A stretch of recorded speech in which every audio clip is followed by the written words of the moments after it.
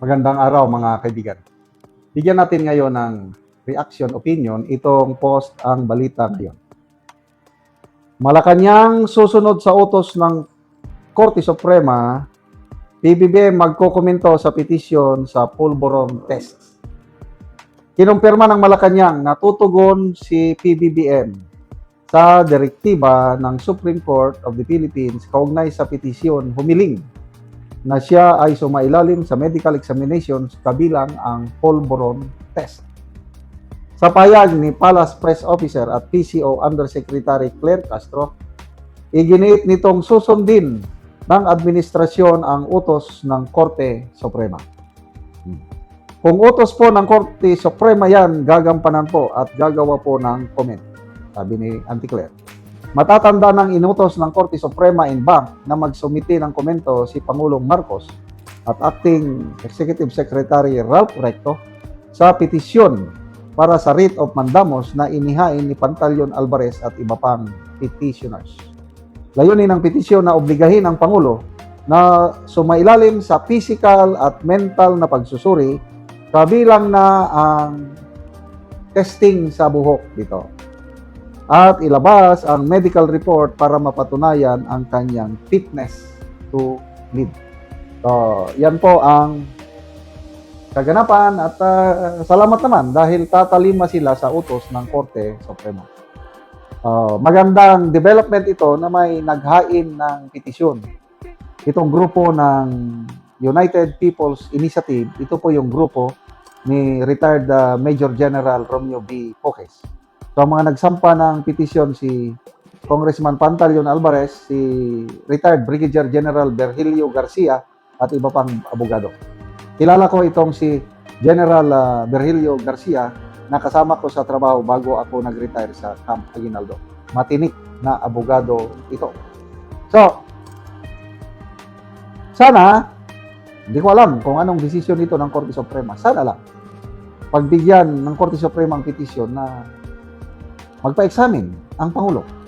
Physical and mental.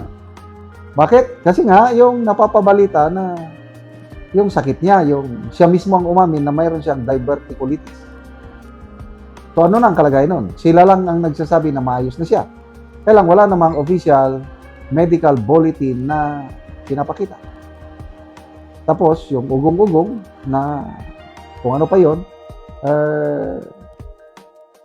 nagdududa ang taong bayan sa kanyang physical na kalagayan. Maraming nagsasabi na iba na daw ang mukha niya ngayon, iba na.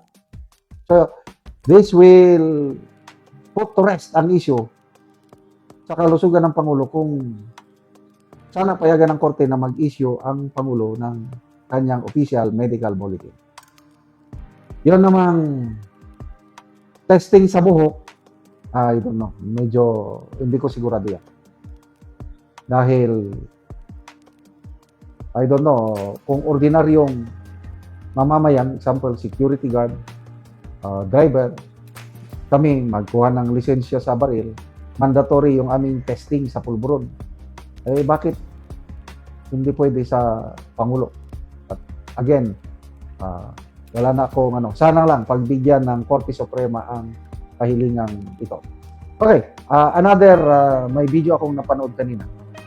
May bagong issue tungkol kay Auntie Claire, yung anak niya na dig up ng mga netizens na sige lang kabiyahe sa abroad. Ang dami niya ng mga iba't ibang bansa na parang anong tawag doon? Wala, bakasyonista. Kaya sumagot si Auntie Claire na wala namang whole departure order sa aking anak. Eh, bakit bawal na sige sang kabiyahe? Kaya yung nag-post, I don't know sino yung nag-post, parang lumalabas ng anak ni Auntie Claire ay Nepo baby. Sino ba yung Nepo baby no na binatikos ng todo? Si pamangkin ni Saldico. Yung na-depress na lang dahil sa dami ng babas sa kanya, hindi na nakayanan. So I don't know anong mangyari dito sa anak ni Auntie Claire. Kasi may video eh. O pictures pala pinakita, nasa Thailand, nasa Dubai. Basta marami yung bansa na may nakalagay pa nga doon na Republic of Maleta. Well, wala naman problema sana yung magbiyahe. Lalo na sa mga private citizens na may kakayanang magbiyahe. Kailan kung government official ka, anak ka ng government official, hindi mo maiwasan yung mapanuring mata ng sambayan ng Pilipino dahil yung issue nga ng mali-maleta. Pati nga ang Supreme Court, Justice Hernando, sa oral arguments ng Supreme Court, nabanggit niya, ayoko yung unprogrammed allocation dahil mabigat. Ipapasok yan sa mabigat na maleta. Speaking of maleta, si VP Sara, promise back na kanina, ang mga magnanakaw, ang totoong magnanakaw ay hindi nagtatago ng pera sa bangko, kundi sa mga maleta. So, grabing bumanat si VP Sara. May press conference yung mga abogado niya kanina, Senator ni Michael Poa, na sinasabi na handa naming sagutin yan sa proper forum sa trial sa Senado. Sa ngayon, hindi kami mag-attend dyan sa hearing nila. Kaya medyo nagalit si Congressman Ridon. Sabi niya, wag na kayong salita ng salita, magpakita kayo!